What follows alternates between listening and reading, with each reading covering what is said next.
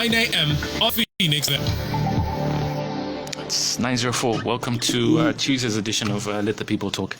Our guest on the program this morning is State Council, Mr. John Sangwa. Morning, sir. How are you? Morning, thank you. Yeah, it's very good on the program this morning. Thank you very much for coming. There's quite a bit to talk to you about this morning, and when we were talking around, having a conversation focused around the upcoming elections, and ensuring that there is credibility, with forthcoming elections and some of the challenges that, one foresees, but not just leaving it at the challenges. We talked about, solutions to those challenges, and so I'm grateful that you're here with us to try and explain the problems that you foresee and the challenges that exist. So I think the first place I want to begin from is the beginning of any election, which is voter registration. And what you've seen with the current process of voter registration. I know we've just finished physical voter verification, but what are some of the challenges that you've seen in the past 6 months with the voters register and the process as we go on in terms of voter verification and voters in general? One of the things that I know for sure is that when a decision was made to scrap the existing voter register and introduce a new one, I know some of my lawyer colleagues went to court to challenge that, but I don't know how far that case has gone. But I do believe that whatever you do, at the end of the day, what is important is the credibility of everything that ECZ does. And credibility is earned, and it is earned by how ECZ conducts itself. Now, obviously, there's been debate for, I don't have the exact numbers, but I do recall that under the register which they're trying to scrap, I think the registered voters were about, 6 million or so. And I understand that what they have now captured is about 7 million or so. I don't have the exact figures. But obviously, assuming that is true, then obviously you would say that, well, what is in place is the register which they're trying to put in place, the new register, is possibly a better register. But it is not so much about numbers. It is about ECZ doing a bit more to be able to allay the fears and concerns of the people. You can do a very good job, but if you don't go out to explain what you're doing, even if what you're doing is good, it will be doubted and it will not be credible. And if it will not be credible, everything that you do is in vain. And also what is important to understand is that ECZ is doing this exercise for the people of Zambia, not for any political party that is in power. Therefore, what is important is for ECZ to be able to take measures to address concerns by any of the political players that are involved. Of course, we're talking about genuine concerns, because sometimes you have some frivolous issues that are raised. But what is important is that at the end of the day, the participants in the political process must have faith in what ECZ is doing. And ECZ can achieve that by promptly responding to their concerns and making sure that there is transparency in the process. So there is a lot more that can be done. It's not just about the voter. You can have a fantastic voters register and everything else, but it is what you do in the process in arriving at whatever you do that is critical. So there is much more that needs to be done in terms of I understand, I don't know how credible this is. These days you get news from various platforms. Some of them may not even be credible. So when you quote them, you put a caveat there and say maybe it is not true. For example, I understand that there's been some requests made to ECZ, and ECZ has been resisting in terms of having the voter the voters register audited or something like that. Now, that is something that requires urgent attention, because that goes to the very credibility of the entire exercise. Now, what is the purpose of an audit? Is really to verify what you have done by an independent body, a body outside ECZ. And then once the audit has been done, then the auditor will be able to give you a clean bill of health to say, well, the register that you have come up with is actually accurate, is a reflection of the position of the voters in the country, and that is very important. I cannot think of any rational explanation why there would be a reluctance to audit the voters register. That is very, very important to be done, because it's possible somebody can say, well, maybe there are already allegations, for instance, that in some provinces you have had more voters have been registered in some. Let me go by what is publicly known. Yeah. Now, there are these allegations to say in the opposition strongholds, there have been fewer voters registered. Yeah. And in the ruling party stronghold, there have been more voters registered. Now, somebody has to explain that, okay? Because the numbers that are coming out are quite significant, and various theories have been cooked up. It's not enough to just say, there was probably more campaigning that was done in those areas. But he was doing the campaigning anyway. He was doing the campaigning. So if you are saying, but in any case, this is supposed to be the exercise conducted by ECZ, not by political parties. It is the job of ECZ to try and have as many Zambians as possible registered voters. So we need a more logical explanation to account for that huge variance in the numbers. Okay, it's not just something that can just be explained away. You could have done a fantastic job, but that very lack of explanation may undermine whatever has been done. You see, because we're already having a situation whereby seeds of doubt are being sown in relation to the entire electoral process. Because if you look at the numbers, they're quite significant. But you'll never have numbers that are equal. No, that will never happen. No, and so those that will say there's nothing wrong here, they will always argue and to say that on the opposite side, they're just making a fuss out of nothing. It is what it is. Unfortunately, there were more people in this area that registered than they were in that area, and just leave it at that.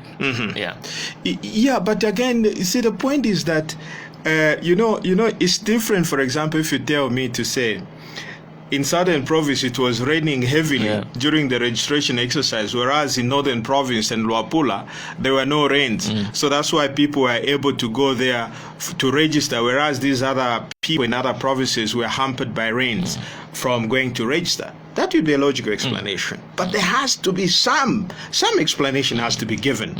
But also, we have 56 years of independence, 56 years of running elections. So obviously, when you have a situation like that emerging, we should have a credible and logical explanation to be given. In the absence of that, everything that has been done now becomes questionable. What would an audit actually achieve? Apart from saying, okay, so we've audited the voters' roll, the voters' register, and we've given it a clean bill of health. Would that still satisfy, or would you still want those questions answered? Well, yes, part of the audit will be able to explain that, why there's been this kind of variation in the numbers of voters. Okay, so but the point is this: it is the job of ECZ to explain these things, because we're talking numbers. We're not talking feelings, because we can't measure feelings, but we are talking numbers here. Okay, there has to be, because the country was subjected to the same economic and social conditions. Okay, if you say maybe there was war there or there was peace here, that's why there was more registration of voters, we can understand that. But we were faced with the same conditions throughout the country. Then how do you explain this variation in voters? Okay, in the number of registered voters? We need a credible explanation to that. Do you think, from the little that you've heard from the commission, do you think that they're not working for the people that they represent? And I say this because when they first talked about voter registration, they seem to have been pushed back from citizens who wondered why they weren't using the old voters register. There was pushback from the commission in terms of why they wanted to go with a new voter registration. There was pushback from the commission in regards to the period that they wanted people to register. There was pushback from the commission in terms of explaining to citizens that the argument around a continuous voter register and a one-time, 1 month, 90-day voter registration. Just based off what the law says and what the performance of the commission is supposed to be, do you think they have performed to a level that you who practices law can say they did everything by the book? Yeah, I have to be careful in terms of what, so that I stay clear of the ongoing legal cases. But when there was this announcement that was given, I know a lot of some lawyers came to me to say, no, let's go and challenge. What? You see, because this is not possible that you can register so many. The initial target, I think, was 8 or 9 million or whatever, within such a period. And I said, I don't think at all you have a case to take to court. Why don't you engage ECZ and find out what measures they've put in place to be able to capture the targeted number of voters? That was my point. And I know that, it's not so much the length of time it takes, because, when I was teaching, one of the things I learned is that if I give students an assignment to say, can I have this, you have a month to do it. The experience was always that students will start writing the exam, not when I give it, the assignment, but maybe a week before. Yeah. So they get busy, and then we all tend to work under pressure. And I realize it doesn't make a difference whether I give them 30 days or 2 weeks. Now, if ECZ was very confident, that's why I didn't go to court, for example, to rush to challenge that decision.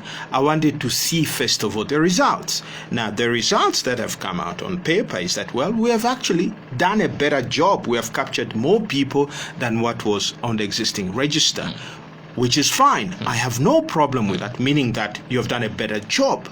But there are these questions that are emerging now from that exercise. For example, how can you explain that here you have more voters? The number of voters have come down in this area, and here they've gone up.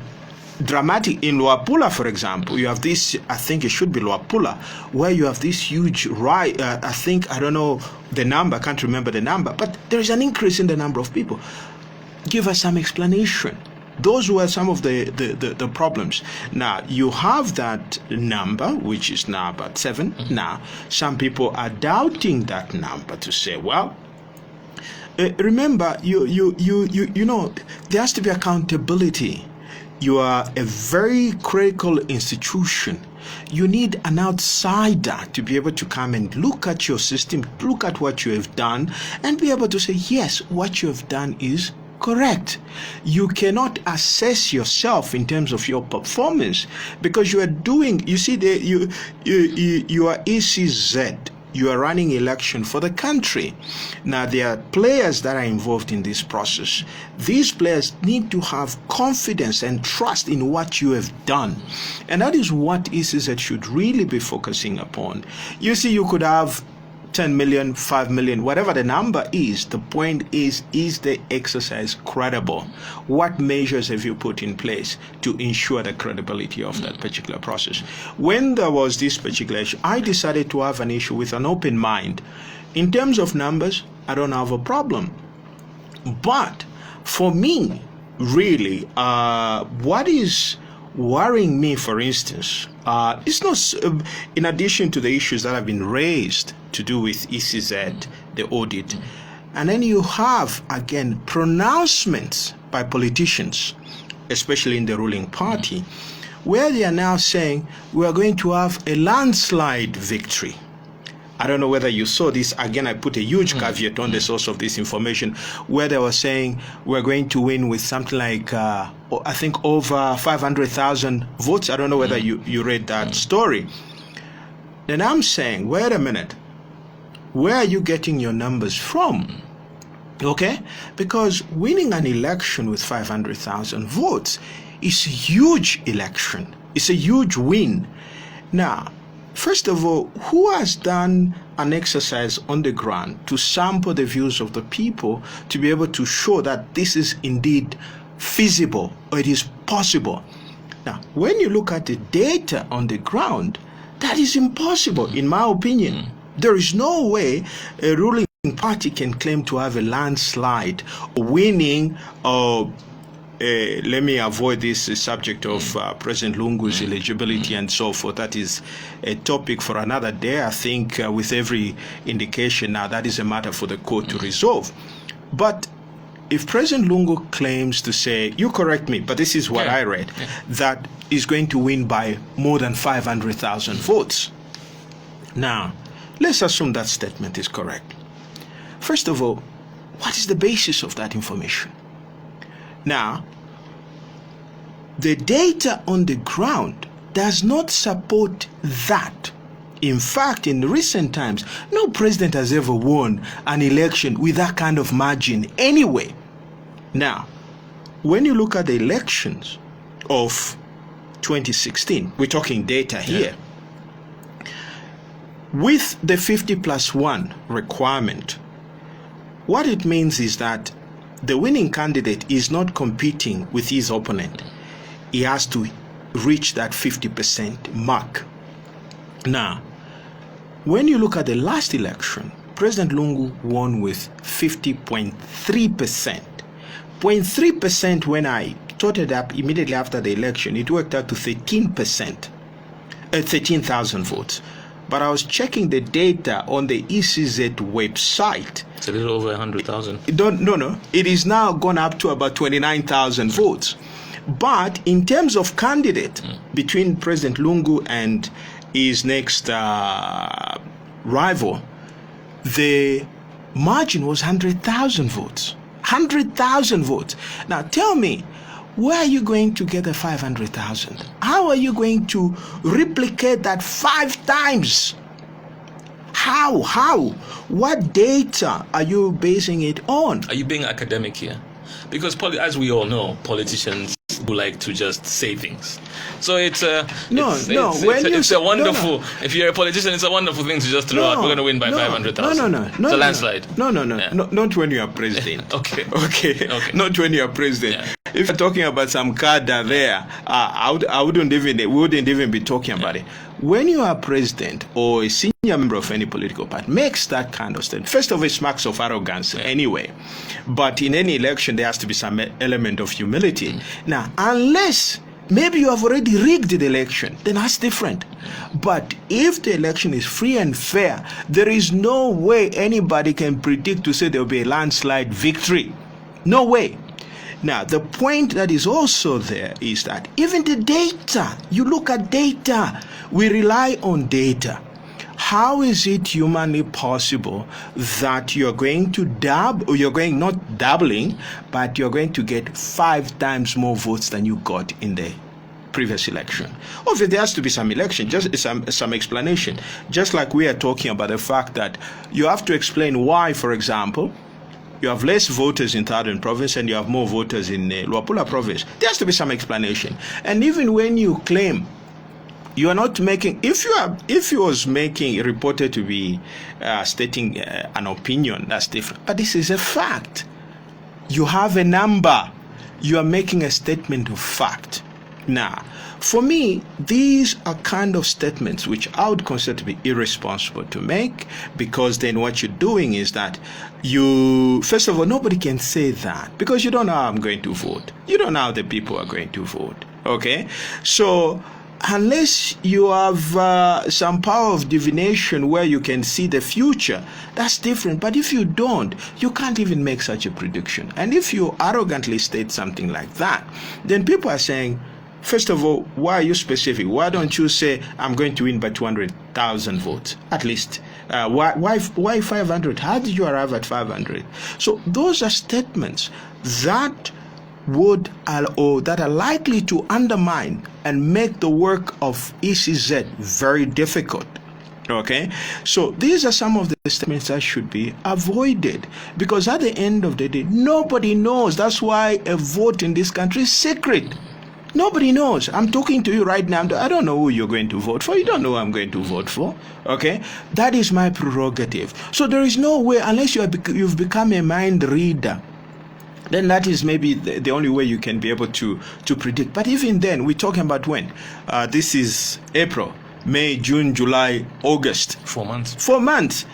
I mean, I remember President Chiluba used to say, in politics, 24 hours is too long a period of time. 4 months is too long a period of time. We don't know the dynamics and what is going to happen between now and August. So it is irresponsible for somebody to begin to make such kind of pronouncements anyway, So those are the things, in my opinion, which really would make the work of ECZ very difficult. Now, if statements like that were coming from some junior, some cadres and everything else, maybe, But also, the other point to note is the fact that,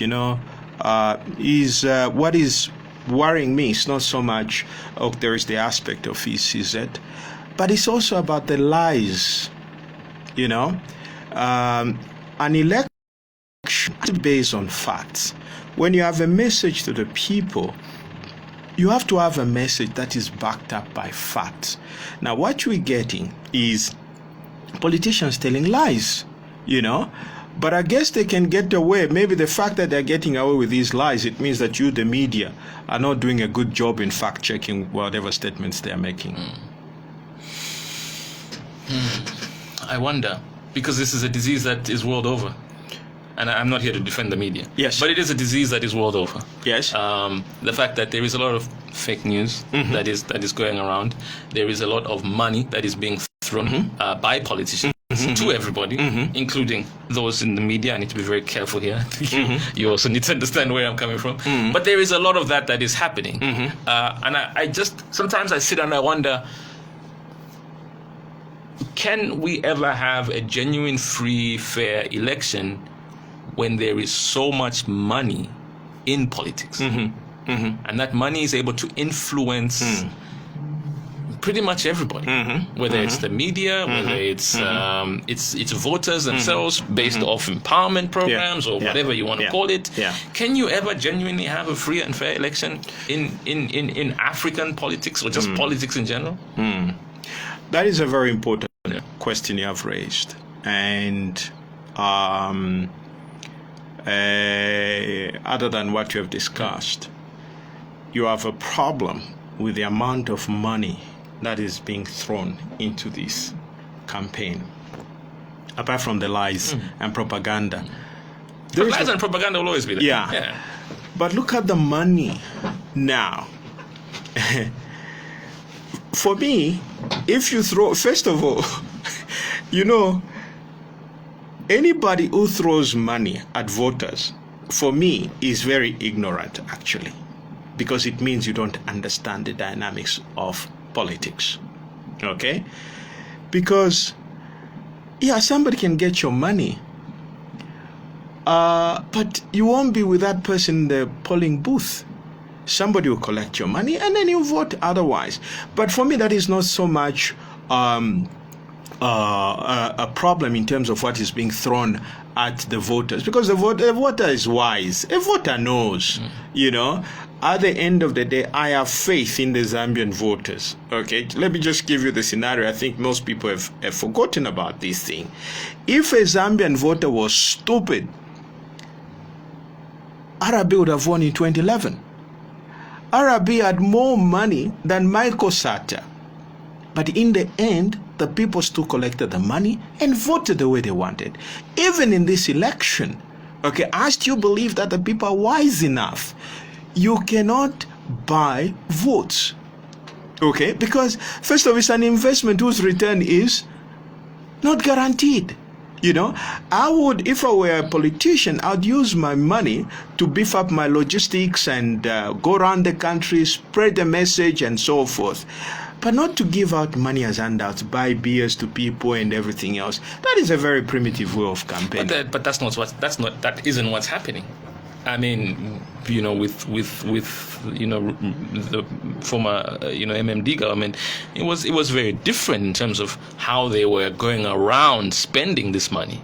Today it's very smartly done. Today it's done in terms of empowerment programs, in terms of you're a marketeer, let's give you some empowerment. Here's a church, let's give you empowerment. Yeah. It's not as plain as it was back then. That's also changed. But let me also say this thing. Some of these things people should remember that, you see, after the election and the event that there is a change of government, some people end up in jail anyway. Okay, that is a possibility. Because you know what? Government money is very difficult to steal, by the way. There's always a paper trail. Okay? Now, there are procedures on how to spend government money. Now, I hope they are following these procedures, even in terms of empowerment funds and so forth. And I hope there are also necessary regulations and rules to govern these things, because you don't spend government money as though it was your petty cash. Even petty cash is accounted for. Okay. But they argue. I was talking to somebody this morning from PF. Yes. The deputy media director, and he was arguing the point that this isn't government money. Mm-hmm. This is private funds, according to him. Mm-hmm. It's got nothing to do with government. It's their own money from their own businesses.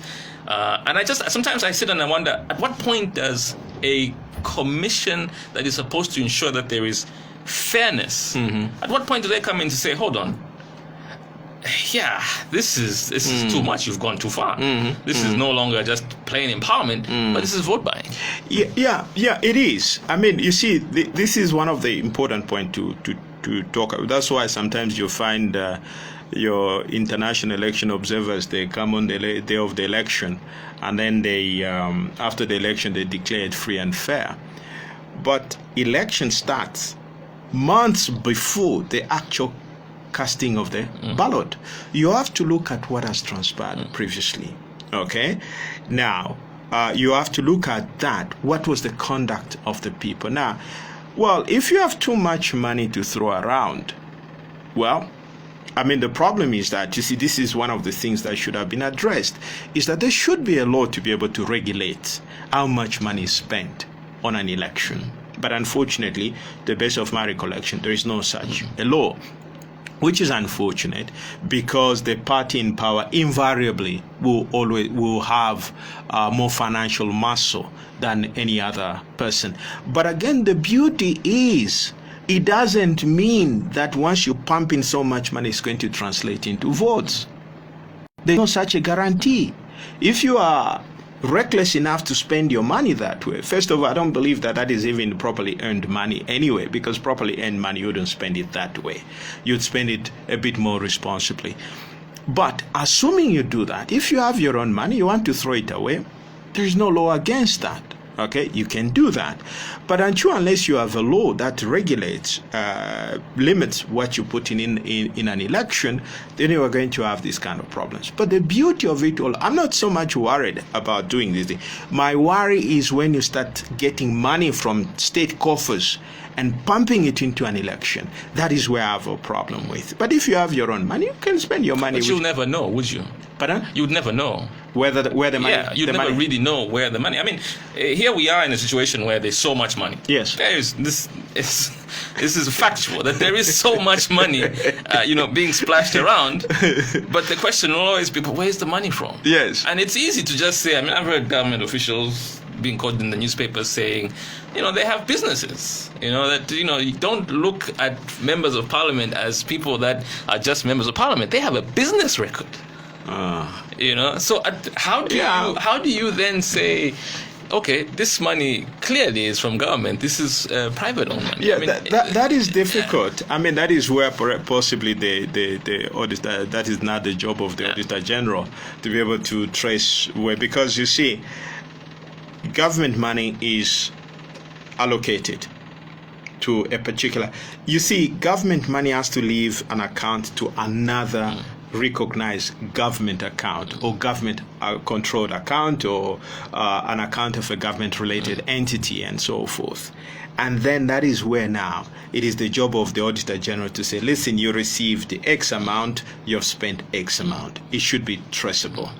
Now, that is very difficult. The government money, surely, I know that is the least of my worry, because I know people go to jail anyway when the right time comes. But the problem is that, you see, even that so-called private money, we live in Zambia, we know the state of the economy.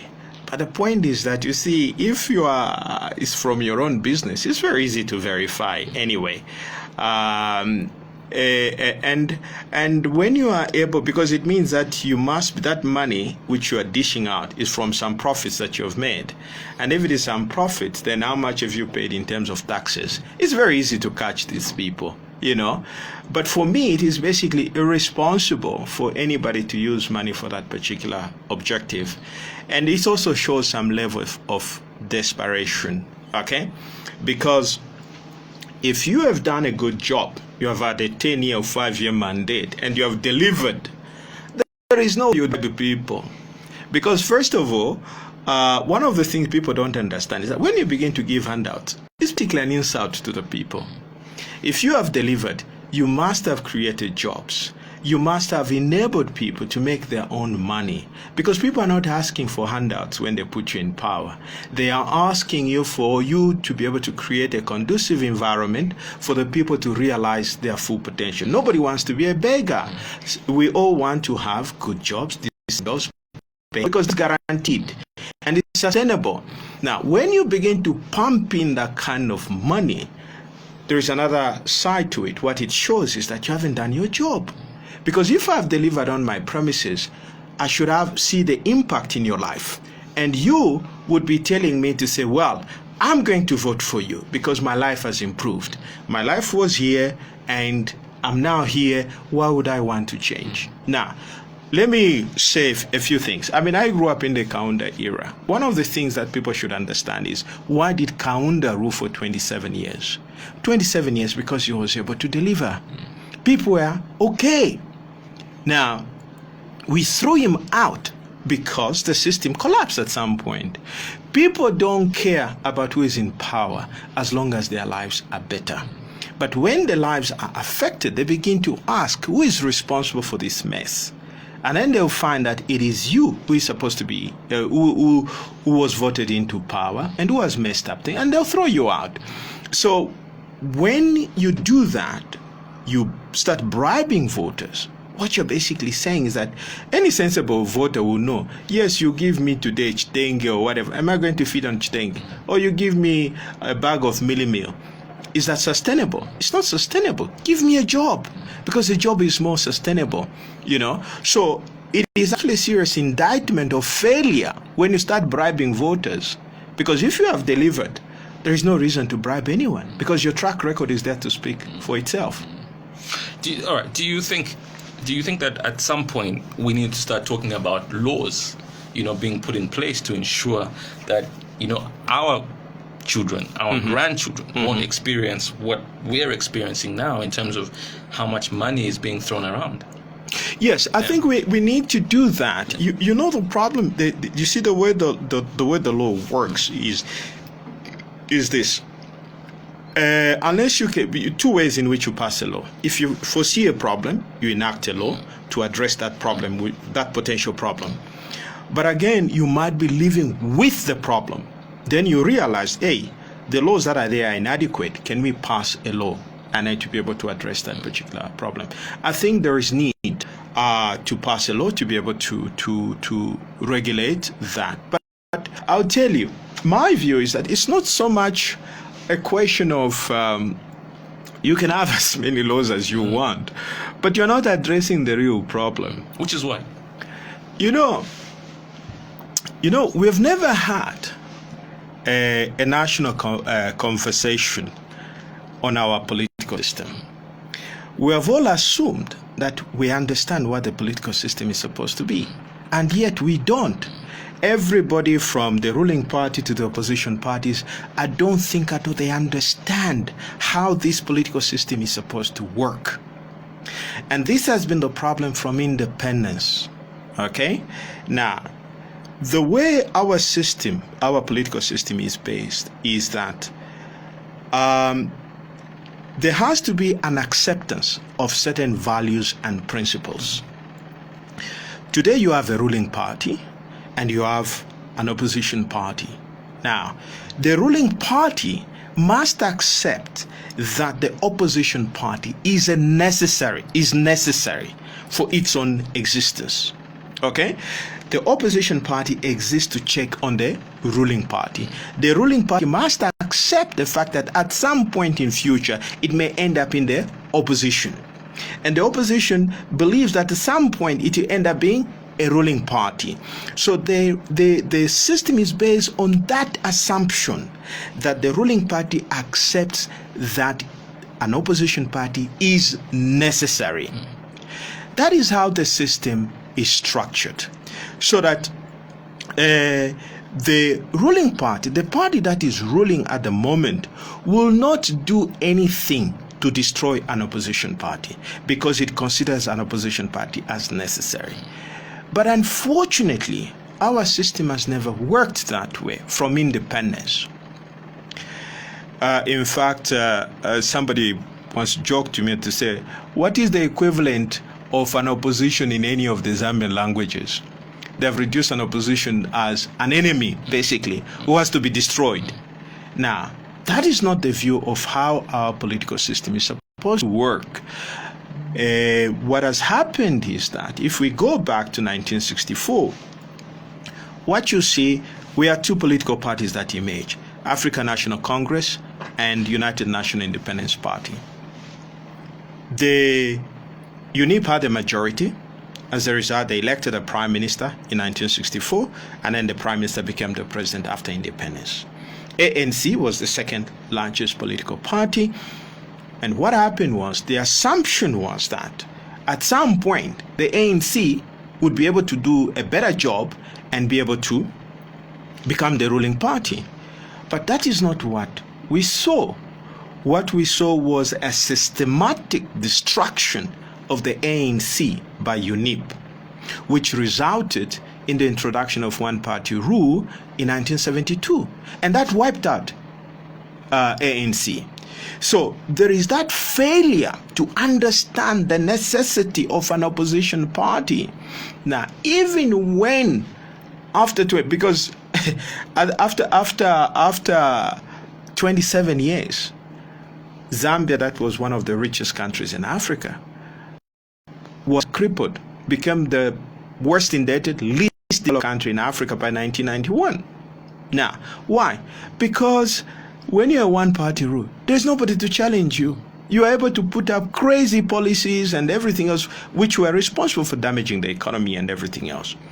But even after 1991, we never had a conversation to say, guys, we are crying for a multi-party system. What is this thing called multi-party? How is it supposed to operate? Now, first of all, you have problems within the political party itself. This is a problem which is still there today. That is why you find this nonsense of somebody today is PF, the following day is UPND. Somebody who is UPND tomorrow is PF.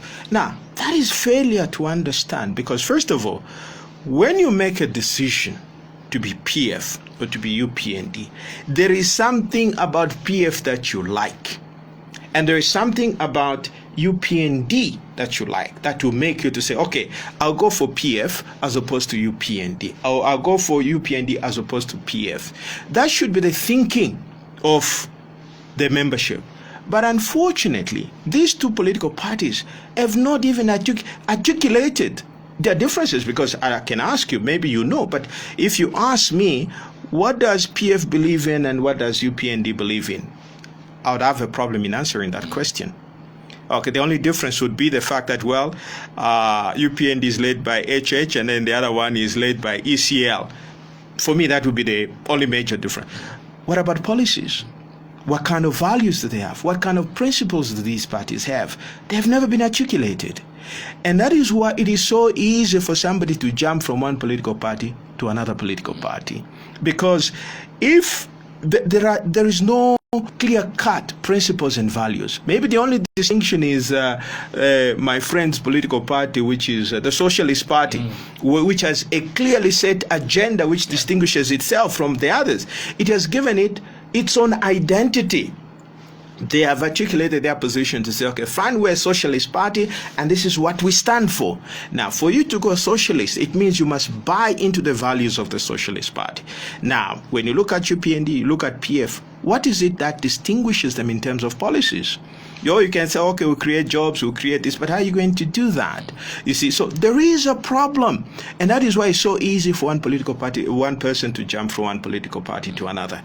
The other problem also is that after we did not have that conversation to say, okay, fine, we are now in a multi-party system.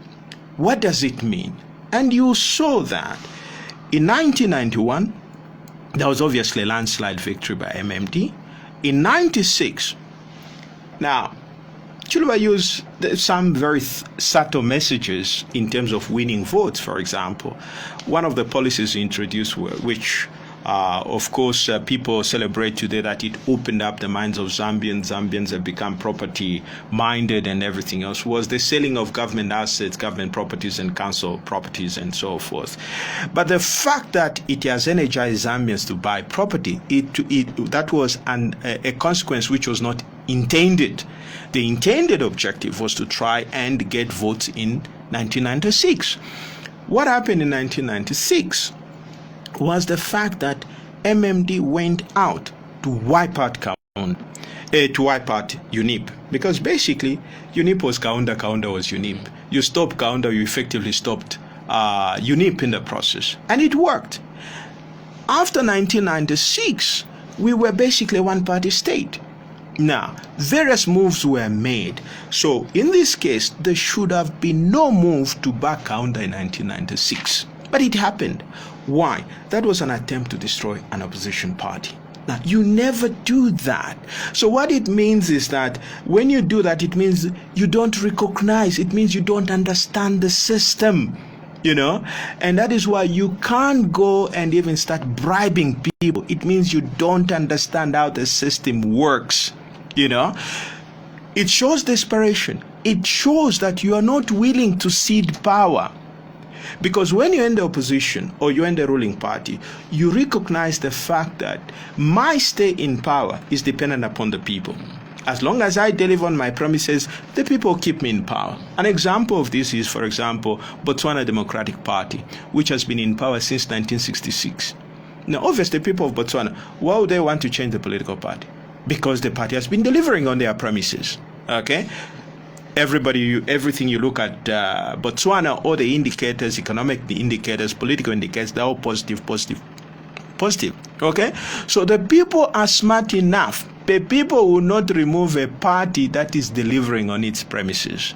Now, when you start destroying the opposition, what you're basically saying is that you have failed your people and you're trying to use every trick in the book to try and stay in power. Now, those are the problems. Now, if you know that, you will not come up with crazy ideas like empowerment. No, you wouldn't. Or throw around money, start bribing people and so, because you have already worked for it. When you do that, you are basically saying, I have failed, therefore I'm going to use every trick in the book to stay in power. So I think there is that recognition. We need to have this conversation to say an opposition party is not an enemy. It is the opposition party is necessary for the functioning of our political system. Okay, but that is something that we've never had a conversation on that. We have all assumed that we know how a political system is supposed to work. No, we don't. And one of the problems that you have, what you've been seeing, your so-called high-profile defections from one political party. But these are the most educated people in Zambia, and these are the people who have jumping from one political party to another. But then you ask, what is your reason? Okay, so why did you join this political party in the first place? There are some crazy reasons given. But obviously, if you belong to a certain political party, you're in the part of the leadership, there'll be friction. You don't leave. You try and resolve the friction within. Now, stupidly also, you find the other opposition party celebrating Hey, he has defected. You celebrate. You should be ashamed. You should feel sad, because the point is this. We have seen this thing. Somebody started off in MMD. He left MMD, goes to PF, maybe leaves PF, goes to UPND. Then you ask yourself, what values does this person have? Now, why would you even trust a person like that who has left another political party to join your political party? There's a problem. Because if he has left that party where he started from, it comes to join your political party, what guarantee is there that you will not leave your party to go to another party? There was a statement that was which was attributed to the president, to say politicians are nomadic. No, Mr. President, politicians are not supposed to be nomadic. If they are nomadic, then they are opportunists. They lack values, they lack principles. Or maybe because the political parties have no values. They have no principles. Pardon? Maybe the political parties themselves don't have values. Yeah, but political parties are made up by human beings. Okay, so political parties are made up by human beings. It is the values held by the members that become a reflection of the political party. Politicians are not supposed to be nomadic. They are not. If they are, then there is something fundamentally wrong with your system. They are supposed to hold on to certain values and principles that made them to be UPND in the first place, that made them to be a PF in the first place. Okay, for example, you don't hear. Let me give you an example. Of course, it may somebody. I know where you're going with this example, by the way. Which is? I think I know where you're going. Tell me. Since you've become a mind reader, also. Let me hear it. I mean, you can't say. For example, let's take a more refined system. Yeah. Right? You have a British system. Yeah. You have a Conservative. Yeah. You're a member of the Conservative Party. You never hear to say a member of the Conservative Party today has become a Labour member, or vice versa. No, there are clear-cut demarcations. What makes a person? No, but it's because of what they believe in. Yes, that's exactly. It's what they believe in. So you made a wonderful point when you talked about the Socialist Party. Yes, because they might be the only ones. Yes. Who have a very clear-cut, defined ideology, right? Everyone else is sort of cut and paste. I mean, if you read the PF manifesto, you read the UPND manifesto, the NDC, it's very cut and paste in terms of what everyone stands for the same thing. Everyone stands for more jobs. More jobs. We want education. Everyone should get educated. So it's very. But nobody's telling how they are going to create that. Exactly. You know, but this is what I'm saying. We've never had this conversation, and also, I mean, these are serious matters. You know, even when you set out to create a political party, ask yourself first, do I have the capacity to run a political party? In fact, if we go to the graveyard of Zambian political parties, there are more political parties buried than they are alive. Because forming a political party is a serious undertaking. Now you have every Jim and Jack who can just come up, he himself alone, he says, I have a political party, just because you can register the Register of Society. It's constitutional, isn't it? You know, you of all people should know this. Yes, yeah. But the point, everyone has a constitutional yes, they can. Political party, yeah. No problem. Yeah. But don't lie to the people. Okay, but when you decide to do that, because when you come on the block, you give hope to the people. You know, you have. But is that not the fault then of the people? I've always argued this point, and I've said this online, that our biggest mistake as citizens, as a people, is that we look to politicians. The politicians will never answer your questions. The politicians are never the solution to your problems. I have always felt that it's institutions that are the solution to our problems. But we have this thing where we hero worship personalities without anything else. And so you will find today somebody is with the ruling party and they'll defect, they'll form their own political party, and they'll start speaking your language. They'll start speaking against all cost of living. And you're like, yes, this is our man. And then 6 months down the line, he goes back. And then all of you sit and wonder, but wait a minute, what happened? But the reason why is because you all looked to one individual. You were aspired by this one individual when that should never be the case. The case should always be not one man, but a cause. So what is the ultimate cause that you aspire to get to? But until we get there, then we'll forever be where we are. Yeah, I mean, I guess I remain a bit optimistic, not as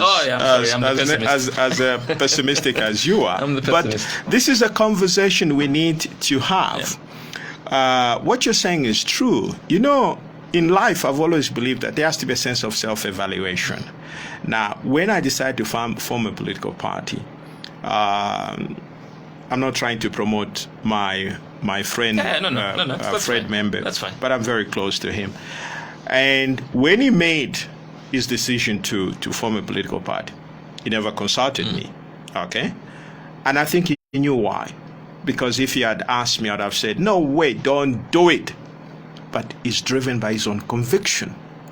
Okay? Which I applaud, which is very good. And at least he has thought through, everything is planned through and everything else. He has a clear-cut identity of who he is and everything else, and what his political party stands for. And I would love to believe he has weighed the cost of that, because forming a political party is not an easy undertaking. The problem we have had in this country is that invariably political parties are like a bunch of mercenaries that come in with a sole purpose of seizing power and enriching themselves. But when you are genuinely interested in transforming people, having a political party is a long-term objective. Okay? And that is why we're seeing our parties collapsing. For example, look at UNIP. Where is UNIP today? UNIP is dead. Well, they're kind of back. Well, I mean, debatably, but they're kind of back. Debatably, yes, but they're back. Yeah. But how many members do they have in Parliament? Yeah. 0. Yeah. And yet, this is the longest political party created in 1959. Where is it? Okay? Because of series of careless mistakes that they have made. Basically stupid mistakes, stupid decisions that they made in the process. That is what crippled the party. But again, when you have a political party, you must have a long-term view, a long-term agenda. Now, one of the things that tells you is that a political party is basically feeds off the government system. The moment it is out, it dies. That should not be the case. The same position is with MMD. MMD was a ruling party for 20 years. What happened? Okay, the moment its roots its ties to the government was cut. Where is it? Basically dead. But that should not be happening. What it is that every political party should be able to have a long-term plan, whether they're in government or outside government. And people that want to go into politics must be able to weigh themselves clearly that they have what it takes. They have, and unfortunately, in our environment, if you're not feeding off government, then you must be feeding off somebody who is basically the owner of the political party. Therefore, you can't basically challenge him. It's basically he's the party and the party is him. Now, we need to move away from that culture whereby a political party becomes something that is commonly held by the members, not by one person. But that is a process we need to have. Now, once we clean up this that particular issue, I think we are going to have decent politics, because you must also understand why, for example, there is clamor for political office and so forth. It's poverty. Okay? Because most of the people look at, in developed countries, people go into politics because they have money. Now what they are looking for is legacy. They want to say, okay, I have enough money. I've taken care of the issue of bread and butter for myself. Let me try and contribute to the good of the country. But in this country, it's the other way around. Somebody's poor. They're very, okay, not a general statement. There are a few exceptions anyway. Somebody's poor is now looking at politics as a means to an end. And that is where the problem is. And once they get into power, he knows once he's out, it is poverty. And these are the people who try to use every means possible to stay in power. That is not supposed to be the situation. And we need to continue to have this kind of conversation to say, listen, even as a political party, you need to curve out your own identity. We need to know to say, okay, fine. Let me give you an example. PF stands for this. UPND stands for this. What's the other political party? Rainbow Party stands for this. FDD stands for this. Right now, it's all confusion. We identify political parties by their leaders, not by the principles and values they stand for. And where the leader goes is where you go. That's where you go. Yeah. That's where the problem And that's is. why a leader can wake up today and say to members that we will make a decision on what the next steps are. That's right. And everyone who follows Yes. will follow where you go. That's so right. If you're an opposition leader and you decide to attend a conference for another political party, that's fine. That's right. Yeah. Yeah, that's exactly the chaos. Yeah. That you find today one is president, the other one tomorrow is thrown out, another president. I mean, it's a joke. Now, and yet we are playing with people's lives here. We're trying to give hope to the people, but I guess that kind of chaos that is emerging is enough for people to be able to make their own determination to say, listen, if you can't put your own house in order, how can I entrust my life But to if you? everyone is behaving the same, then what hope is there? Well, you choose the best amongst the worst you have anyway, okay? Because you can't just resign to say, well, because our system is rotten, because there'll never be a political vacuum anyway. Because if you stay away, people still come in anyway. But I still have faith in the democratic system we have, in the system we have. It's imperfect, but it has a way of self-correcting. You know, I can't ask for any other system, but what we need to do is to start having this conversation so that political parties begin to articulate these issues clearly. For example, I don't believe that because you're an opposition party, you have to oppose everything that the ruling party says. No, it's nonsense. Okay, because there are certain times when the ruling party, the government by the ruling party makes something that is sensible. Then I don't see anything wrong in you as an opposition to applaud that, you know.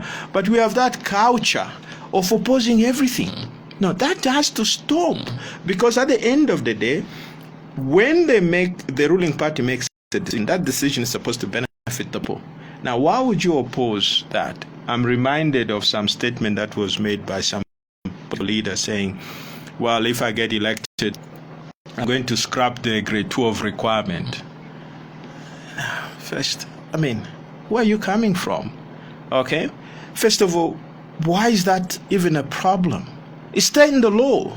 It's there in the Constitution. Now, you're trying to give false hopes to the people because, first of all, the Constitution amendment will require 2/3. You're also assuming that when they come the election, you're going to have more than 2/3 of the members of Parliament in the National Assembly to enable you to amend the Constitution. Okay, but also it means you have not studied the history or the origin of this grade 12 requirement. Okay, the grade 12 requirement was a demand by the people. The people themselves asked that. It didn't just come from thin air. It has a historical explanation to that. You know, so we need to constantly have this conversation and talking about things that are worrying me about the current election is, I alluded to it earlier on, is the level of misinformation. Okay? I think people are wise now to ask a bit more from their leaders.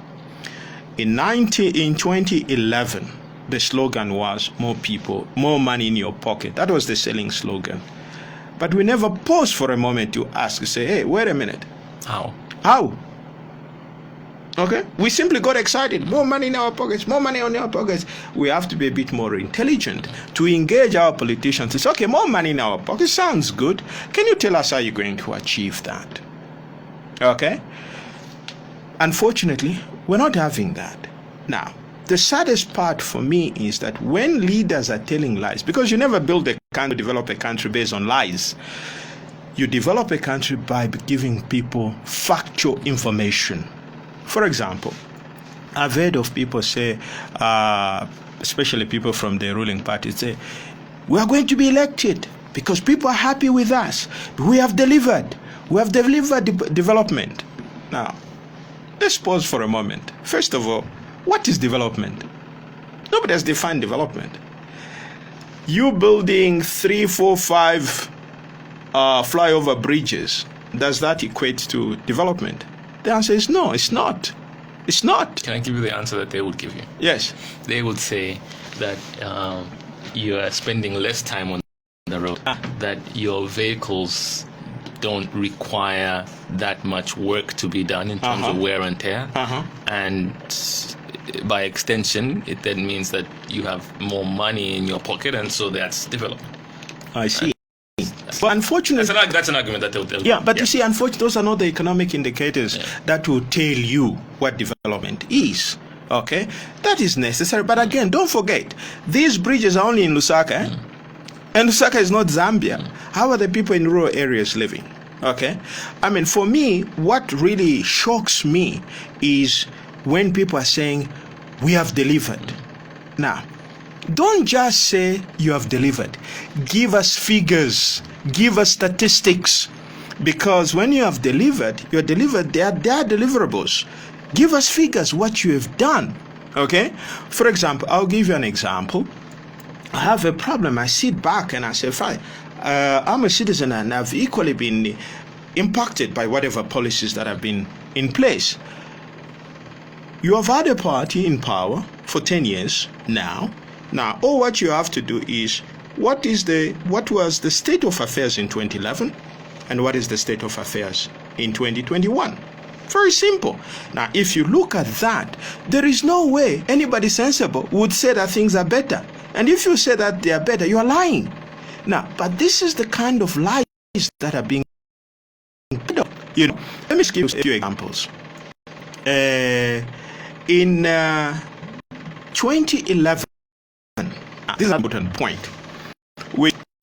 What is worrying me also about politicians is not what they are talking about, it's what they are not talking about.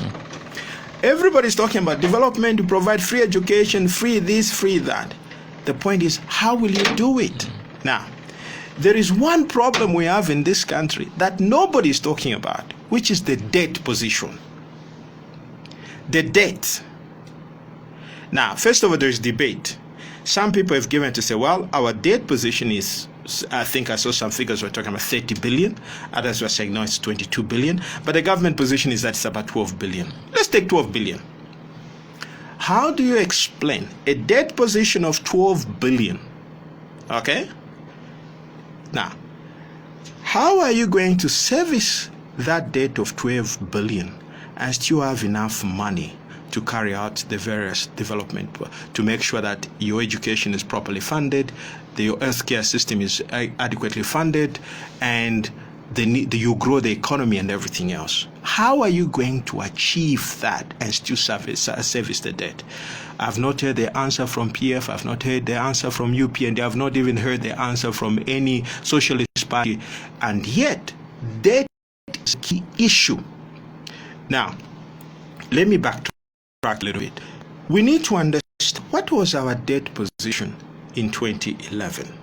Now, some people might recall that during the reign of Chiluba, we had what they used to call EPIC, Highly Indebted Poor Countries Program.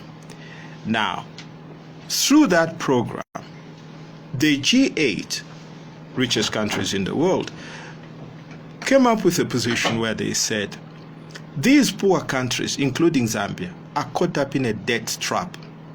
As long as they have these debts, they will never develop. And our debt at that particular time, which we inherited from Kaunda's reign, was $7 billion. Now, they set certain parameters, certain conditions that we had to meet in order to qualify for the eradication of that debt. There was serious tightening of the belt, serious programs were introduced and everything else until we were certified to have qualified. And what happened? That debt was erased. Now, when RRB was in power, the debt position was, if I remember correctly, $750 million. That is what we owed after all these debts had been forgiven. Today, we take the government position. The debt is $12 billion. In 10 years, what you're saying is that you've been accruing a debt at an average of $1.2 billion every year. Now, how do you explain that? And how will you still be able to develop your economy, grow your economy, and still service the debts? Nobody's talking about that. Okay? Now, how can you say you have delivered when you have grown in Congole from 750 million to 12 billion, and you can still lie to your people to say you have delivered? No, you haven't delivered. You have failed. But it depends Secondly, it depends on what the delivery is. Yeah, yes. But you see, when you take over a government, right? What you're basically telling the people, I'll do better than Arabi. That's what it means. Because that was the contract to say, you know what, guys, what Arabi has done is rubbish. We'll do better. We'll put more money in your pocket. But at the end of that period, you should have at least either maintained the levels of Arabi or better. But in any case, your debt position is worse off. But do you think... Let me give you another example. Yeah. When you look at, say, for example, look at the exchange rate. Okay? Now, remember, this is a dollar-driven economy. We rely on imports, by the way. Okay? Now, when Arabi was in power in 2011, you know what the exchange rate was on a rebased basis? It was about 5,000. It was three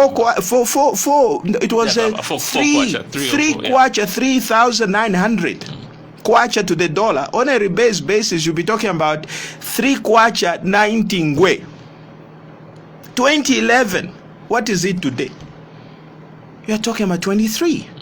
Now, look at the real impact of that. Because what is happening right now, because of the devaluation of the currency, everything is changing. This morning, before I came, I was buying a cup of coffee, which was, 35 kwacha. It is now what? 50 kwacha. That's right. Yeah. Everything is gone up. Now, what is the impact of this devaluation of the currency in terms of wages? Let me another example. Maybe this is something that people can verify. Let's take judges, for example, right? What were the salaries of judges? I'm just talking about salaries, not the other benefits. Yeah. Okay? Now, when Arabi was in power, this was about when we look at say the period 2011. Okay, now 2011, if you let's take the salary of the Chief Justice, right? The salary of the Chief Justice, right? This is gazetted, you can check, it's not a private matter. On a yearly basis, the Chief Justice was getting something like almost 240 million kwacha. Okay? Monthly, it was working out to about 19 million kwacha. Right?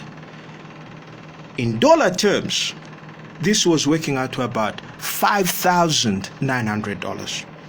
Good salary, which is almost $6,000 for a Chief Justice. Not bad. Now, today, okay, everything is run by dollars. When you look at an average, let's take a judge. We're not using a Chief Justice, we're using a judge. No, let's because the example you gave was Chief Justice. Yeah. I just wanted to keep it as standard as possible. That's right. Yeah. Let's take the Chief Justice again. Yeah. 2016, the salaries were changed, right? I think there's been a slight movement in 2018. I think that was the last salary review. The salary now is about almost $350,000, 350,000 kwacha per annum. Monthly, it works out to about 28,000 kwacha. In dollar terms, you know what that works out to? 1,300. Now, I don't know how anybody would say we have performed. Okay, take a judge, for instance. By the same comparison, the judge's salary 2011 was about $4,000. That's why we had a lot of our friends joining the bench. It was almost $5,000. It was $4,000. A lot of guys joining the bench because $4,000 was okay. Today, the current salary, you convert it into dollars, it works out to $800. $800. Now, these are facts which you can verify. Now, why? Because the economy has not done well. Now, if the economy had done well, there would have been stability in the exchange rate, the stability in the value of your currency. But again, you are an import-driven country. You are dependent on imports. Now, so when you have, these are statistics, these are figures which we cannot fudge. These are real figures. Now, you'd be hard pressed to find somebody who's going to become a judge to get to be able to receive $890. There are some junior lawyers who are getting far much more than this as salaries per annum. So it's very easy. We can compare 2011 to 2021. These are facts. Now, don't just say we have delivered, we have developed. Give us the figures. To the common man, I'm sure they know the price of the value of a bag of Millie Meal. That is something that I don't even have to go into. They know that. The essence of government is to work for the people. The essence of government is to create happiness for the greatest majority of people possible. Government does not exist for itself. It exists for the people. It works for the people. Now, if some people are saying they are happier now than they were in 2011, then well and good. The choice is very simple. Then what do you want to change things? Okay? But these are real issues. Now, in the next election, my hope is that we will get facts, not lies. People should be able to take the platform and tell the people exactly what they are promising. Not just more money in our pocket, or we'll provide free medical care, free education. Tell us how you're going to do that. You see, what is it which you're going to do to grow the economy? You're talking about jobs. How are you going to create jobs? So we must move from lies to issues. Okay, not personalities. I'm not interested in personalities. I'd like to hear from a political leader how is the policies of his party will impact on my life and how they'll benefit me as an individual. Okay, not lies. But the point is, don't just make general statements. Oh, we have delivered. No, tell us, how have you delivered? Okay, because we have data. And again, even from the opposition parties, we just don't want to say, hey, corruption. Tell us. Let's have facts, not personalities. Let's have issues. Let's try and clean up the political process, and there is so much that we can do in the process, in the readiness for this election. I wanted to just pick up something that you said about what you expect them to say. And I know that one of the things that they will always tell you is, and you said it already, you talked about development, but they'll always point to infrastructure. Mm-hmm. That's not satisfactory in your eyes. For them to say, we build roads, mm-hmm. We build schools, mm-hmm. That's not, because those are indicators as well. Those are facts, those are numbers. Mm-hmm. This is how many schools we had in 2011. This is how many schools we have now. This is how many hospitals we had then. This is how many hospitals we have now. Mm-hmm. I know some of us will argue and say, but that's the expectation. It's basic expectation from a government. But it is still a fact. Yes. Yeah. But it is still a starting point. In 2011, there were this many hospitals. Now there are this many. Yeah. This many schools. Now this many. Yeah. Let's be practical. One of the things that people that are old enough will remember is that, you see, the problem of this country has never been failure to carry out infrastructure projects, what. That we have already done. That we have always done. The problem has always been, how do you sustain these projects? Okay? Now, those who lived on the Copper Belt, I think, will remember there was a Ndola Kitwe dual carriage way. I think, if my memory serves me right, that road was built, I think, in the 1970s, towards the end of 1970s. That road remained intact for more than 30 years. Okay? Without a pothole, without being fixed, and so it was just ripped out recently. Okay? Now, for me, that is serious. You cannot put a road which survives today, 3 years later, is broken. Then what have you achieved? That's wastage. Okay? The problem in Zambia has never been about doing these projects. It's been about sustaining them. It's about the quality and the cost of these things. You're talking about hospitals. Okay? The privilege I have is that I live under day, which you may not have an idea of. Now, during that time, by the way, we had no private hospitals. All hospitals were government run, and we got the best treatment. By the way, even if you're talking about schools, by the way, there were no private schools in Kaunda days. The private schools that were there, do you know that they were for dropouts? If you fail in a government school, you now go in a private school. Okay? What have we done? We have flipped everything. Okay? People used to compete to move from private school, from night school, to enter into government school. You go to hospital. I remember the last time I was admitted in hospital myself. You know, you may not believe this. People used to cry to be admitted in hospital. Why? Because you had good meals in hospital. You'd have somebody would come with a trolley for breakfast. They would tell you what you want for breakfast, what do you want, various options.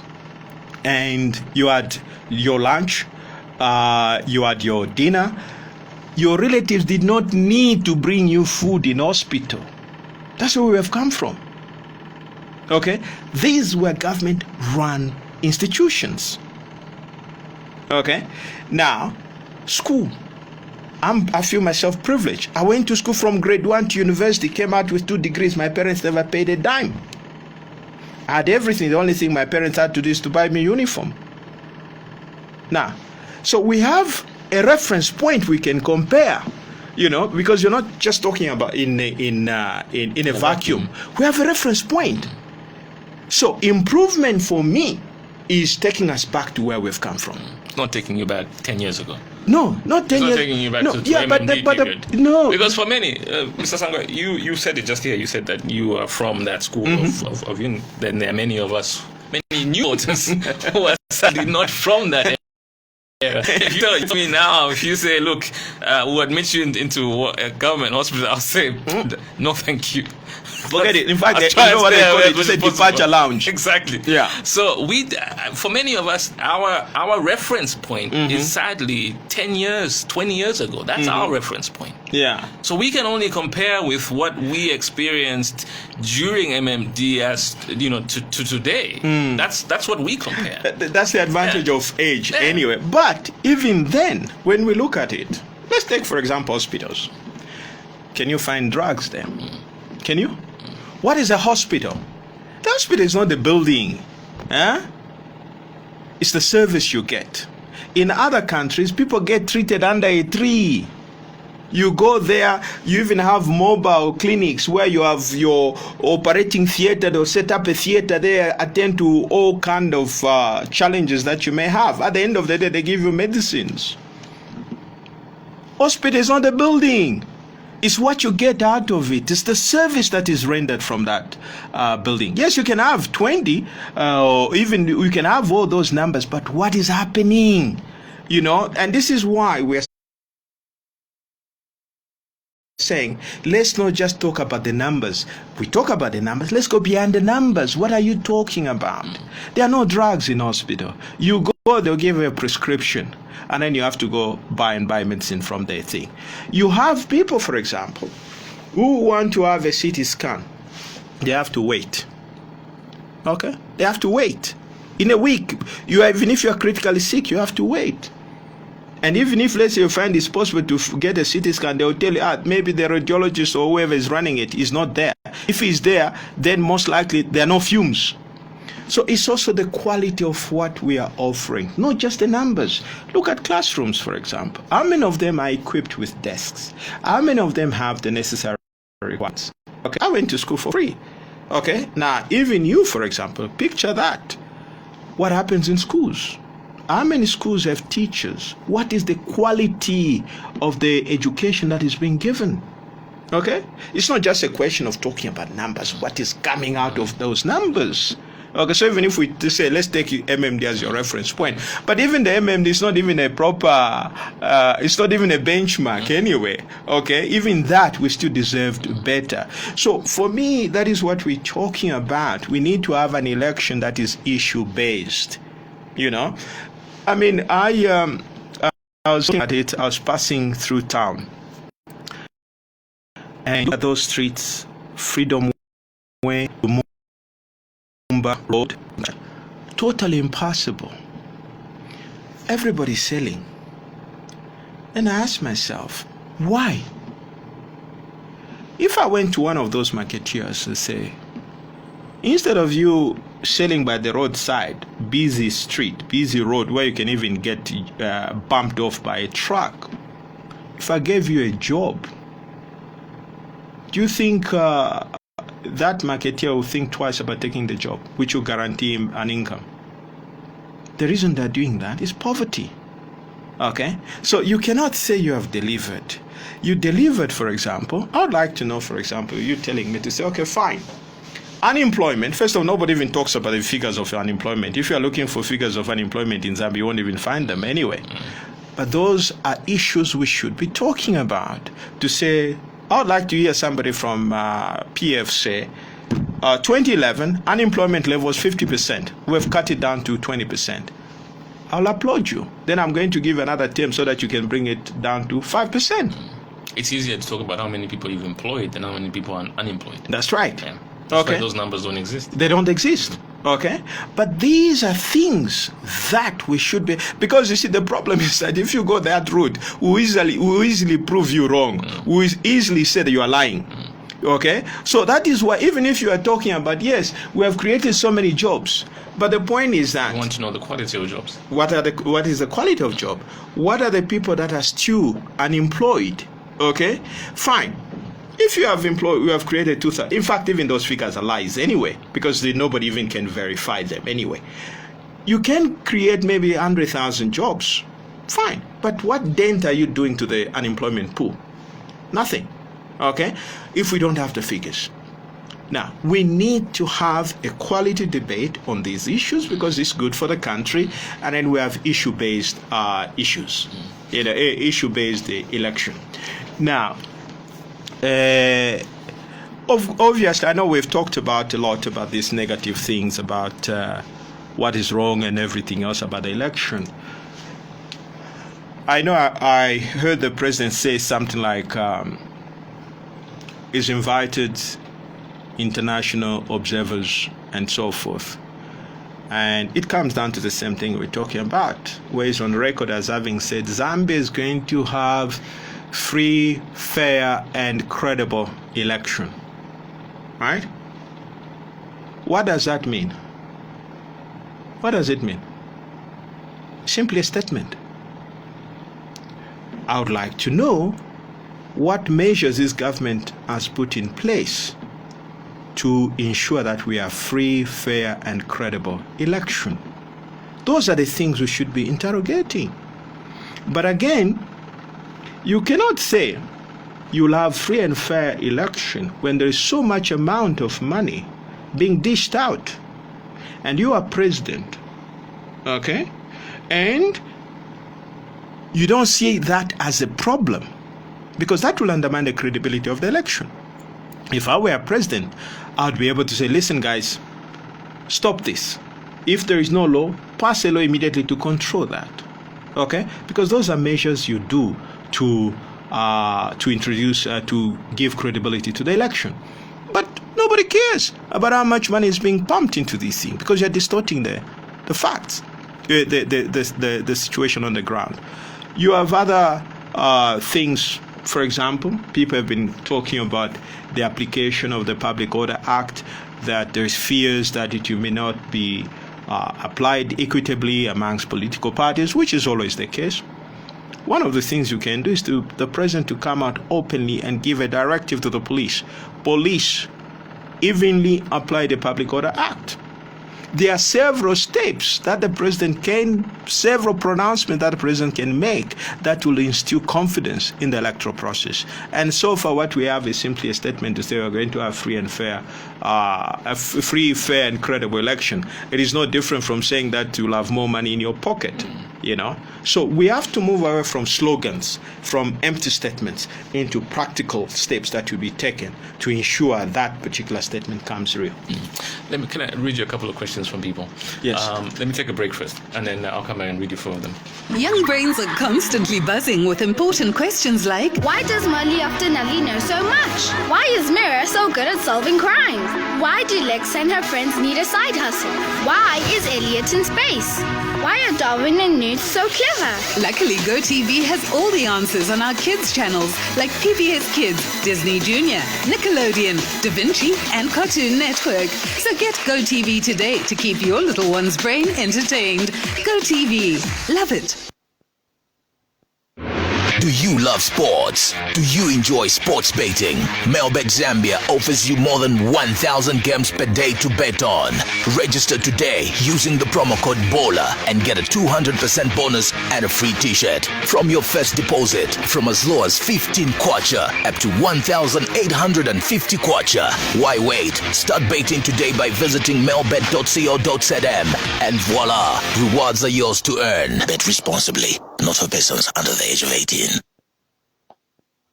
Have you been dreaming of pursuing a career in registered nursing? Achieve your dream at Gateway to Better Living Nursing School by enrolling with us for the July 2021 intake for a diploma in registered nursing. Our school is accredited to the General Nursing Council of Zambia, and we have highly qualified lecturers and a well-equipped skills laboratory. Entry qualifications are 5 O-level credits or better in English, mathematics, or any other science subjects, plus any 2 options. For more details, call 0977 422 440, 0976 980 580, or 0979 344 37. We are located at Chicheleko area, Livingston Road, in Monze, Southern Province.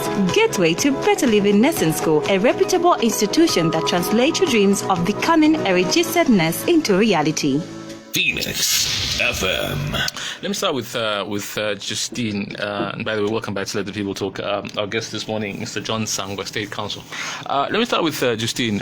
Justine says, State Council is speaking well, but when he says no politician is saying how they're going to deliver, what's his comment when? Now, I'm going to blank out the names because I don't want this conversation to be about one particular political. So, but what's his comment when one political party leader says he will not tolerate corruption, he will cut government waste, for example, VXs, he will abolish non-useful ministries, he will work to reschedule the debt, he will pursue value for money, e.g. in the construction sector. Are these not good enough ways to deliver or already to start from? Yeah.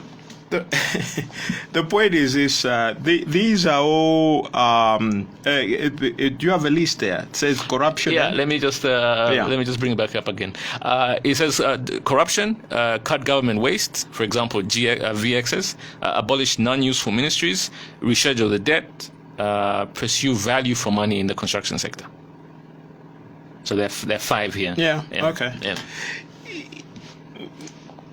Yeah, I mean, there are a few here that you can say low-hanging fruits, for instance. I mean, you can say cut government waste, right? Are you going to do that? I still want to know. Okay, you just pick out one thing, abolish VX.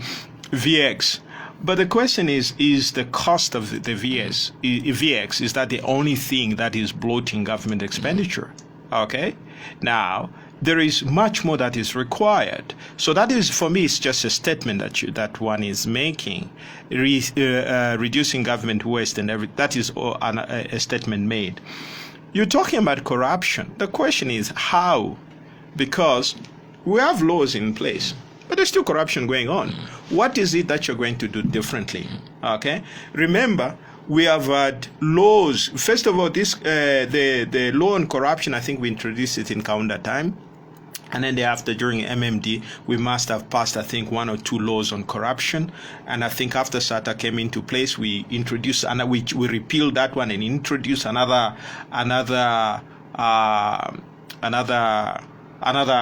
law on corruption. But we still have corruption. I would like to know, what are you going to do differently that your predecessors have never done?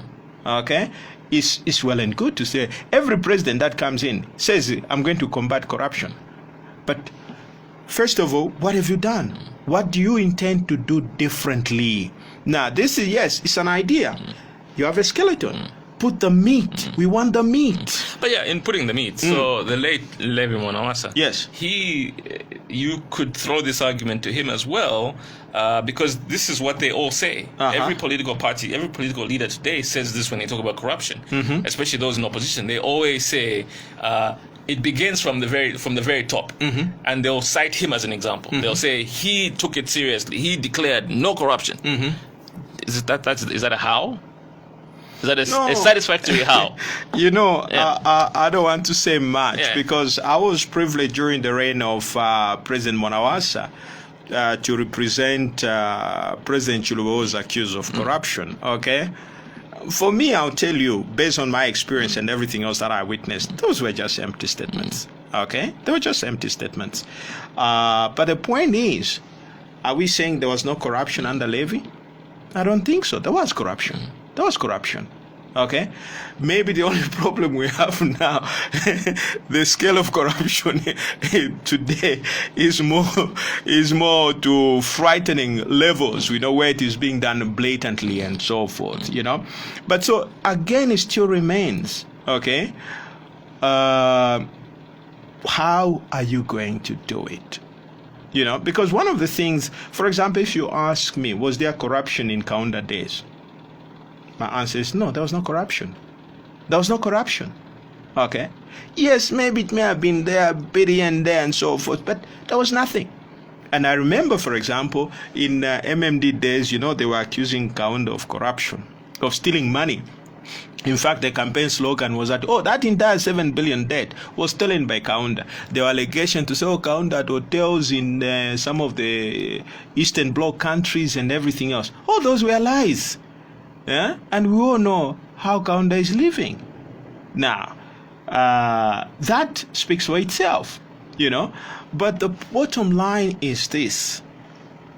You need to understand why do you have corruption in the first place? Because you can't put in measures to address corruption if you don't understand the cause of corruption. Okay? For me, it is more than a slogan.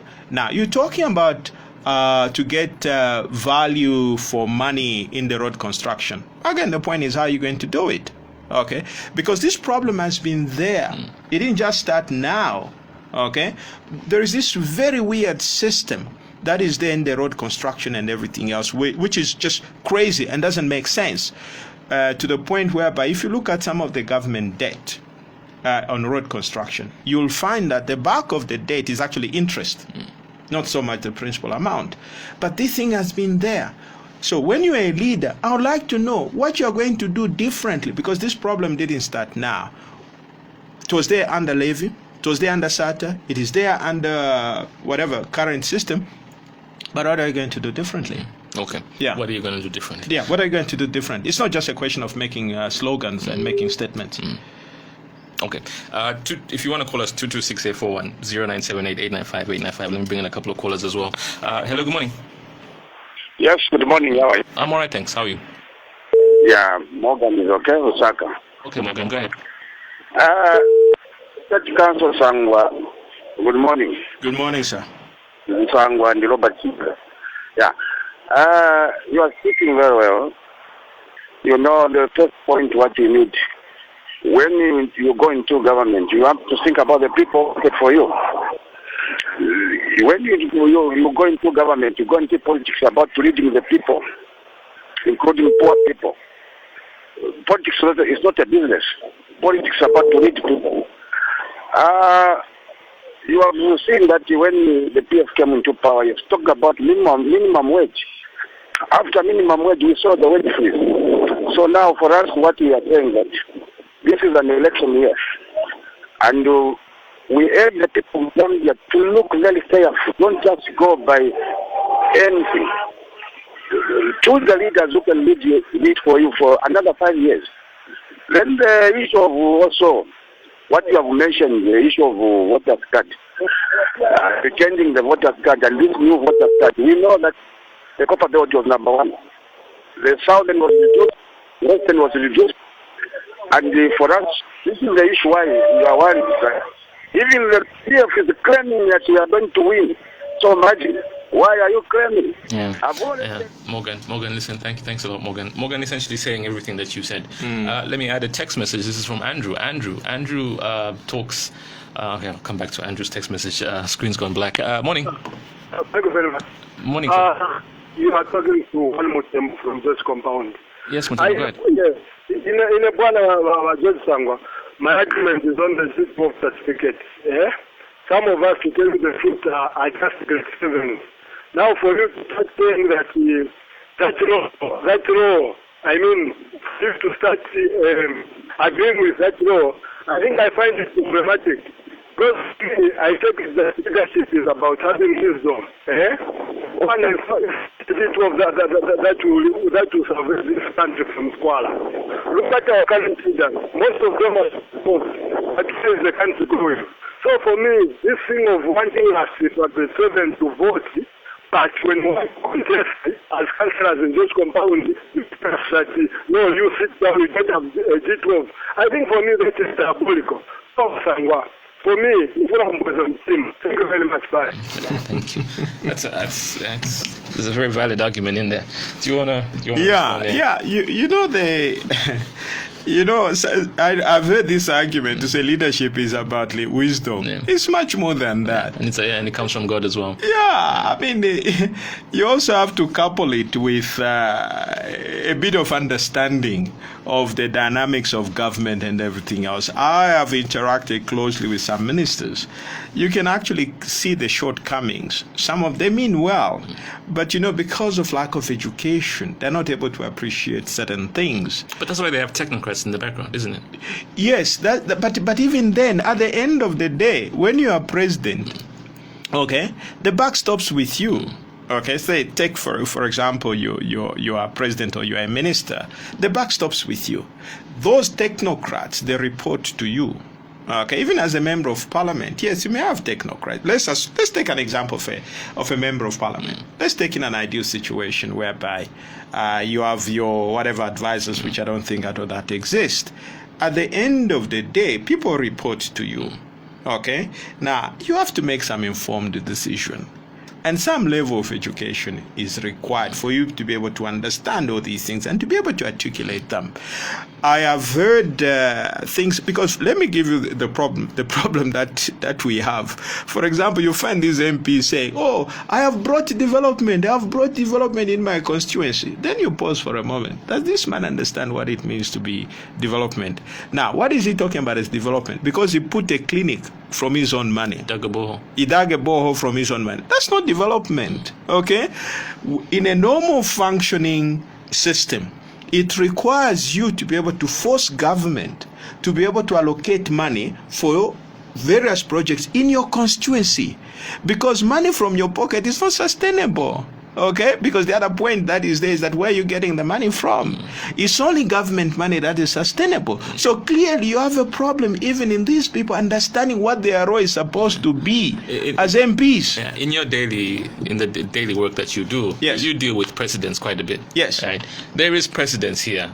And I was listening to some member of parliament, I think it's in Kitwe, PFMP, who was complaining. He was saying that, people want me out because I'm not the type who uses my own money, to build these things. But sadly for him, there is precedence. Yes. Because others have done it. Yes. So the expectation from people is that this is what you do. Who is going to be bold enough to say, actually, no, guys, this is the real way of doing it? But it's not the right way. It's not the right way. Yeah, it's not the right expense of you losing your seat. But that is fine. Yeah. I mean, because you see, you go there to serve, by the way. Yeah. If people don't want you, then why should you force yourself? Okay, you must always remember. I have an answer for that, but I won't say it. Yeah, pardon? I have an answer for that, but I won't say it. Yeah, but the point is that, you see, if I go there to serve, right, and people say what I'm doing is not good enough, well and good, I should be able to accept that. Actually, you know what? Let me say it. Yes. Let me say it. I sometimes feel like there's a reason why our system is the way it is, and you said it rightly some time back.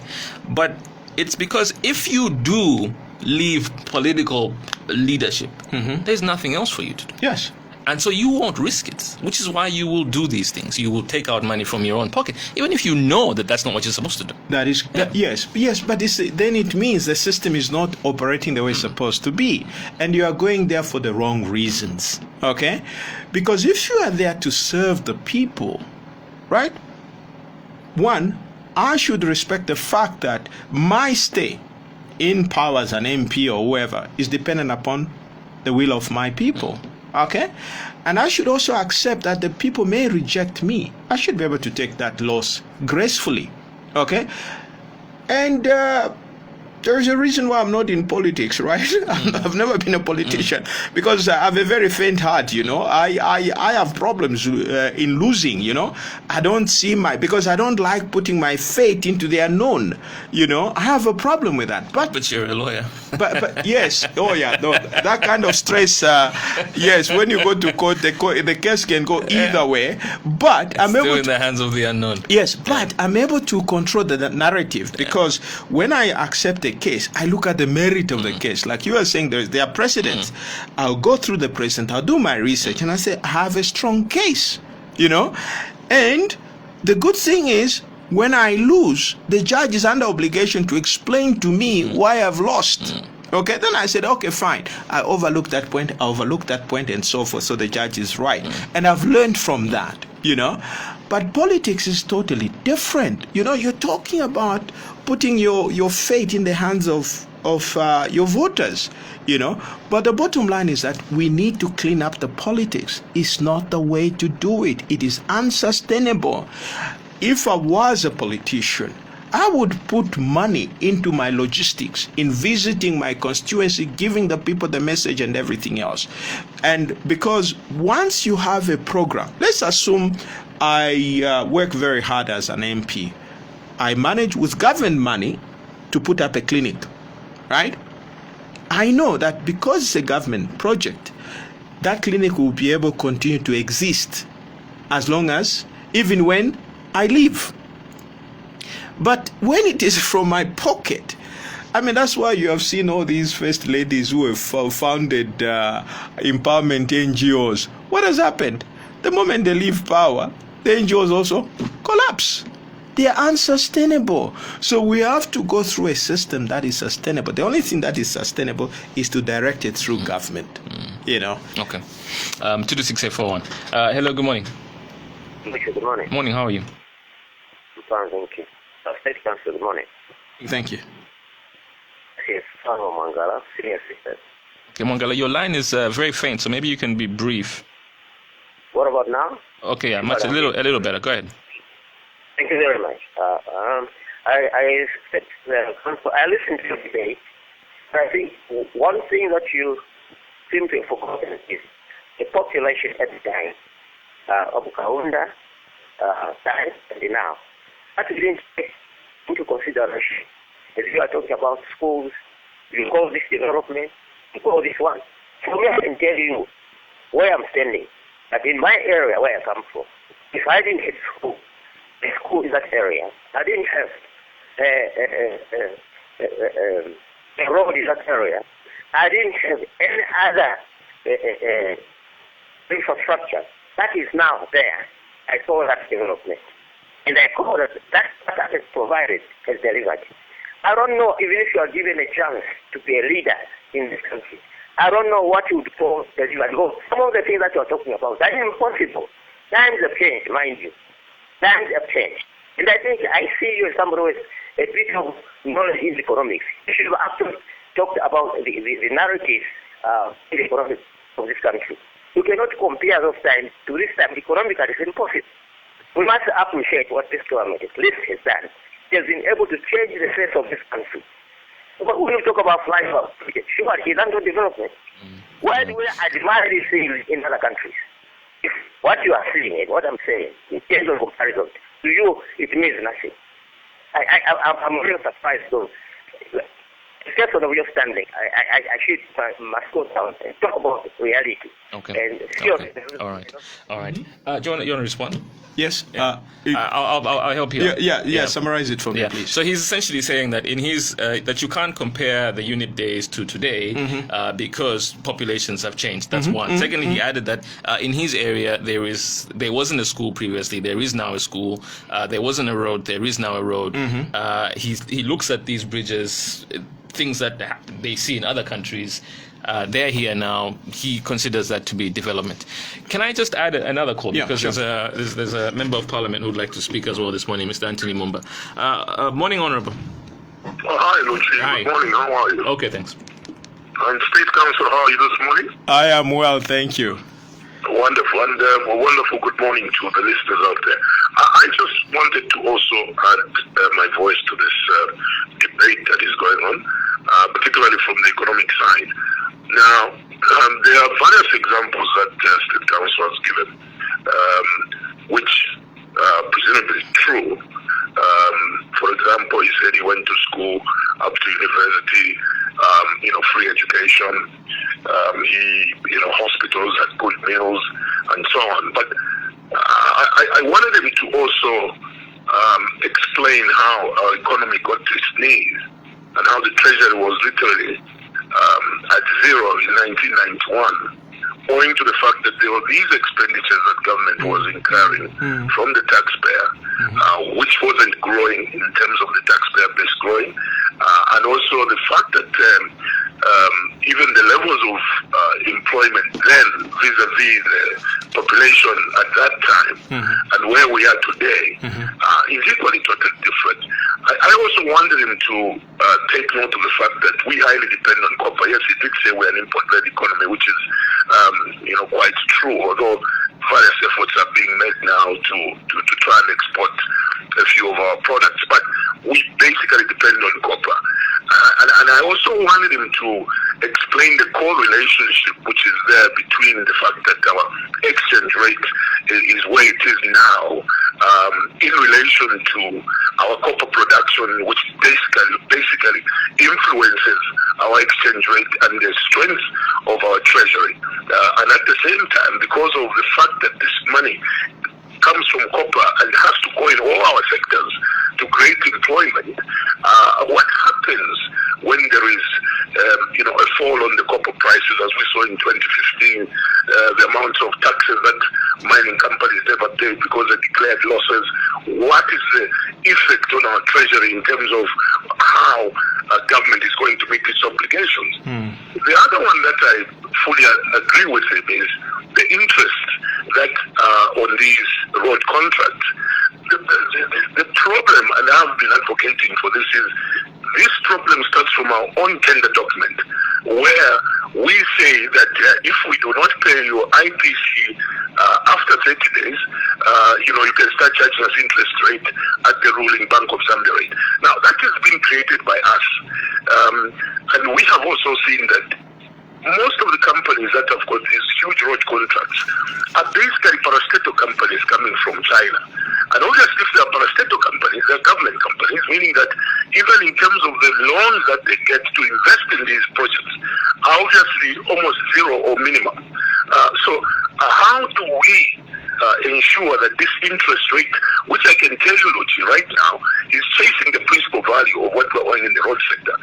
So how can you deal with that? But I wanted him to, these correlations I've talked about, and to what extent they create. Let me see if we can get some explanation from State Council over those correlations. Do you want to go through? I know there was a lot in there. So you don't have to go through each and every one of them. Yeah. I mean, these are very important. I mean, this is the quality of debate that we should be having. This is more practical, and it has nothing to do with personalities. Let me refer to the earlier question. I've said this before. I mean, we can debate all we want. If you see a bridge that is put up in your constituency, a school, and you call that development, well and good. I respect that. But those are not signs. I mean, those are not indicators of economic development. Okay, yes, you can do that. We've talked about these things. To say yes, you can have a school, you can have a bridge. Most of these things, we have had bridges before, we have had roads before, but the problem has been in the quality of what has been done. If you can put up a road which lasts 10, 15, 20 years, well and good, but not a road which you have to fix after 3-4 years. Okay, you put up a school, there is nothing, there are no teachers, there are no materials and everything else.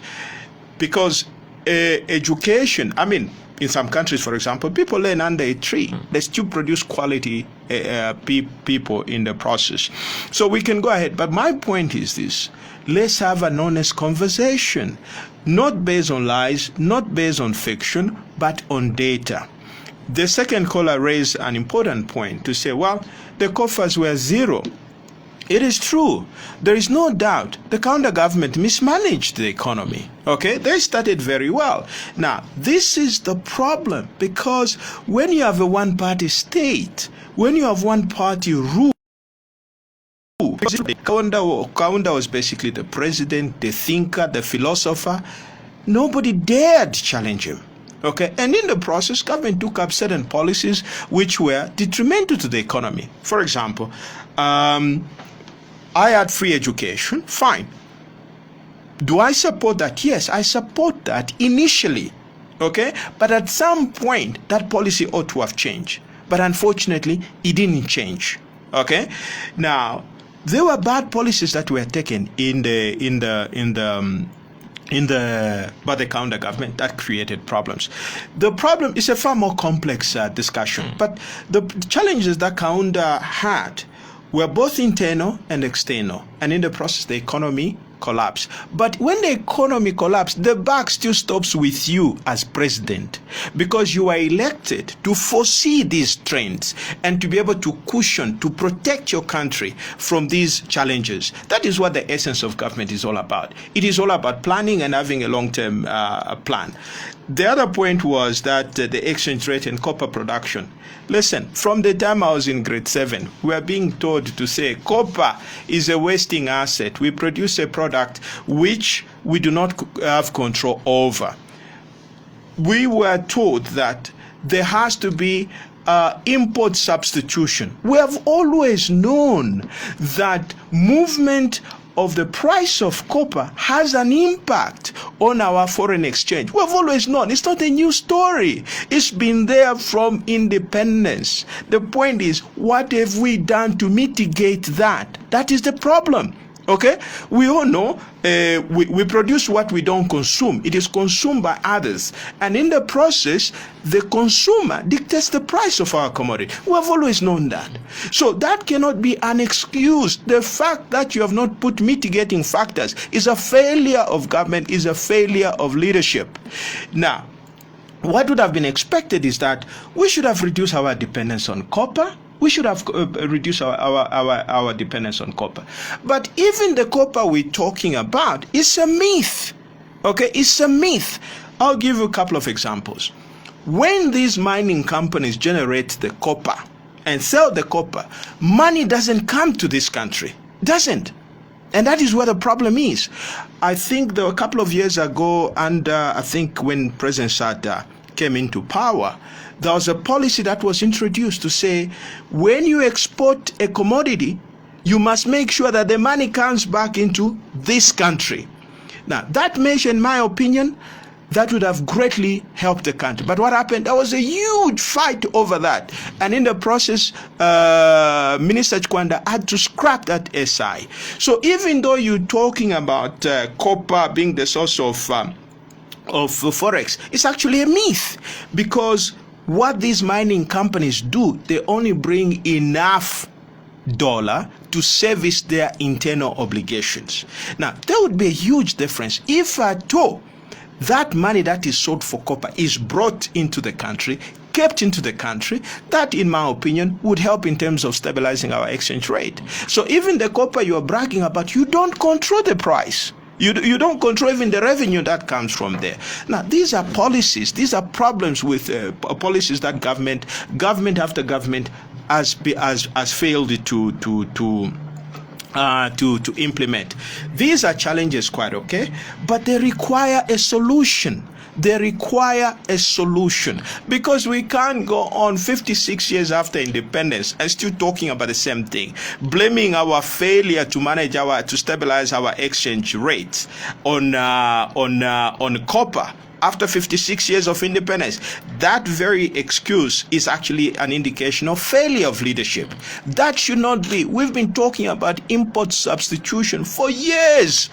But what measures have we put in place to introduce import substitution? Nothing. I'll give you a very brief example.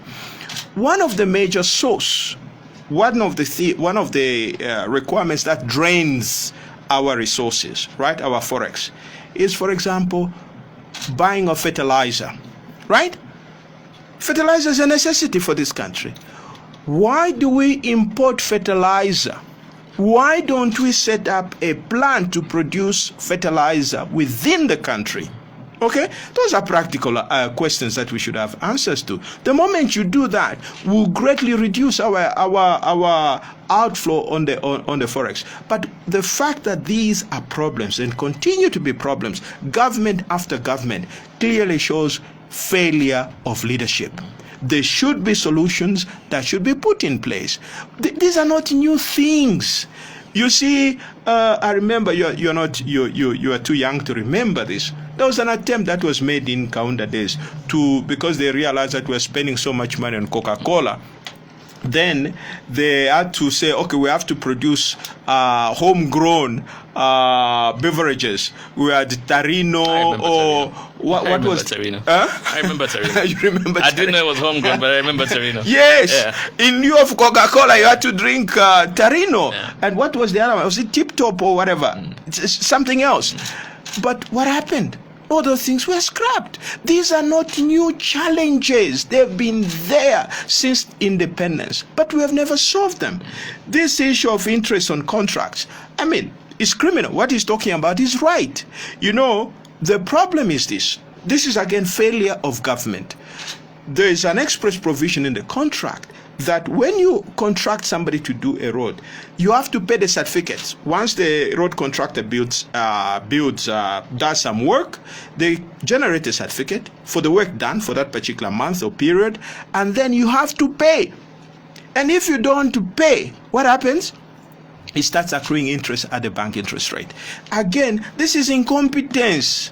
This is failure of government. Why would you contract the construction of a road when you have no money? Okay, these are the consequences. These are the failures of government that we're talking about. Okay, and I'd like to know, for example, practical terms, what these other leaders, okay, fine, even starting with PF, for example, given a fresh mandate, what is it which they'll do differently, for instance? And even those in opposition, what is it which they'll do differently from what has been done previously? You know, but these are perennial problems, okay? And we need to find a solution now. What I'm saying now is that in the coming elections, let's have election based on issues, not lies, not on fiction. Give us practical solutions. For example, the issue of interest rate. It is known where the problem is. What is the next government thinking of doing? PF has had this problem. This problem didn't start with PF. It was there going back. In fact, if I remember correctly, there are some contractors who are still owed money going back to the Kaunda days. Now, can you imagine how much interest that has been accrued? Okay? Now, that is being reckless and irresponsible. Those are the debts that you address. I don't know whether they have addressed it, but a couple of years ago, that was still the problem. You know, but we know these challenges. We know these problems. Exchange rate, copper dependence, and everything. These are not new songs. They've always been there. You know, 56 years later, you are still blaming the failure of your government on the fact that, well, copper production and exchange rate, we rely on copper as a source of revenue. Not after 56 years of independence. Yeah. There's one last question. Yes. Actually, maybe two. Let's see how it goes. One last question. The first one touches on defections. Mm-hmm. This is from somebody who says, can a defector, in your eyes, can a defector be genuinely changed by the ideologies of a political party? Is that possible at all? Yeah. And the second question? The second question touches on, it's a legal question, touches on arresting people for 21 days without taking them to court. Who is to blame here? Is it the police? Is it president? Is it the courts? Who is to blame? Yeah. Now, I mean, we touched on this issue of defections earlier on, but for me, it goes down to the problems with political parties, because when you, as a political party, you need to have certain values, which your members should subscribe to. Now, if your members hold the values of your political party, it will be very difficult for them to defect. Now, why the defections? It's basically opportunism. And then why is there opportunism? Because membership of political parties is not value driven, is not ideologically driven. It is driven by opportunities. And even when we've talked about these things where we're saying, listen, look at all these political parties, how do you distinguish them? There's no way. There are no ideological differences, nothing. There are no principles or values which they hold, which makes them different from the other political parties. And this thing, we need to discourage this kind of practice. Because first of all, because, I mean, we need to discourage, because it's not profitable, it's not beneficial to our political system. Okay, because what it is, and even the reasons that people give in defection, I mean, they are laughable reasons. Okay, because you'll expect differences of opinion. You expect differences of opinion within the political party, but I don't believe that would give you reason to be able to defect, to go to another political party. I would respect you if you resign from that political party and become non-committal. Okay, you become basically, you don't subscribe to any political party. That I can understand, But when you defect, especially a couple of months before the election, then it becomes all... Sorry, let me also add, just before you tackle this question about, arresting people for 21 days. What about presidential candidates, for example, people who lead political parties who then decide that they will support a particular party? Where do you stand on that, especially ones that are so vocally against a ruling party and then say we can work together? I mean, these are frauds. I'll describe them as frauds, basically. These are fraudulent maneuvers, okay? If you look at the Constitution, it defines what a political party is and the objective of a political party. You form a political party with a view of forming government. That's what the Constitution defines a political party. And that is the very essence. If I form a political party or I belong to a political party, I have ambitions. I may have ambitions that within that political party I may rise to the rank and file to the point whereby I become elected president of that party and ultimately stand or be sponsored by that political party to become president. You can't create a political party for purposes of supporting other political parties. That's not the essence of a political party. And the fact that that is happening, it means that people are misguided in their understanding of a political party. In essence, but is it legal? It's not legally wrong. It is not legally wrong. It is morally wrong. That's not the purpose of a political party. And you even have these things of, alliances. Those are fake alliances, first of all, okay? I mean, alliances normally, I mean, you can have sound alliances of possibly governments or political parties that have a presence in the National Assembly, where you can now say, okay, guys, we will work with you. Because the problem that you're going to have, and this is the reason why political alliances have never worked, because you're outside the National Assembly. You are now trying to say, we're going to work together. Now, on what basis? Now, you start fighting, for example, to say, who's going to be the presidential candidate? Who's going to be the running mate? Those are problems.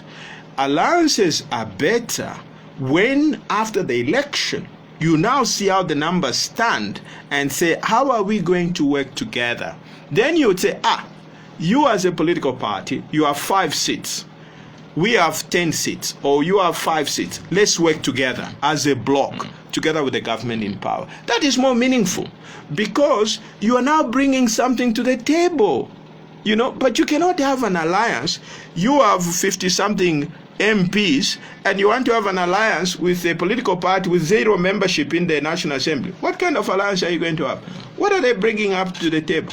some of these may just be briefcase political parties. How can you have an alliance? Because because an alliance presupposes that you are bringing something of substance to the table. For example, you can say, okay, guys, we have an alliance, we have an agreement. Because you are going to guarantee us 5 seats whenever there is an issue in Parliament for it to be voted on, we'll be counting on your 5 votes. We will give you a certain ministerial position. Okay? Remember, our system is a mixed presidential parliamentary system, whereby ministers are still appointed from within members of Parliament. That is a more credible arrangement. But I can tell you, in all my years, okay, political alliances have never worked in Zambia, and I don't think at all they will ever work. If we had more time, I was going to tell you a story of my effort to bring about an alliance in 1996, which led to the demise of UNIP. We failed to create an alliance then, okay? And this was a more critical time. The point is this: politicians, they just failed to agree.